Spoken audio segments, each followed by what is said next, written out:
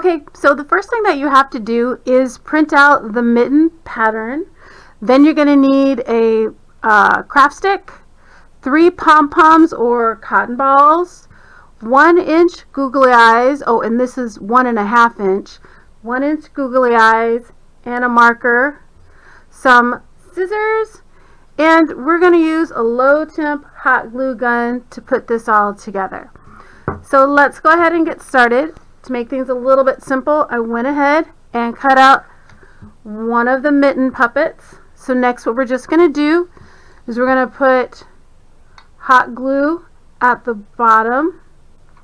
We're going to go all around because this is what we're going to adhere our pom-poms or cotton balls to give it a nice fuzzy look at the bottom of our glove. Look at that. Isn't that darling?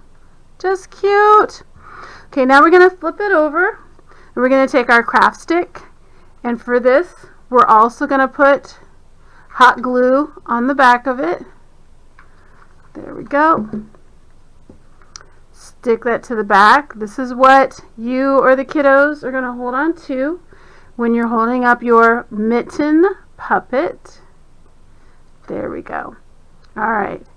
And sometimes if your pom-poms aren't quite sticking, obviously add a little bit more hot glue.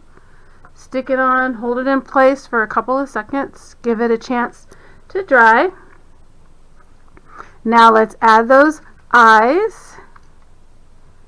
And this is what's really fun. You can use regular googly eyes like I have. If you want the kids, if the kids are making their own, they could draw their eyes. Or there are some eyes that have different color irises or that have eyelashes on them. Those are really cute. So now we've added our eyes. And then you can add a nose or a mouth, or you could just add a mouth and call it a day. And that's how you make a simple mitten stick puppet.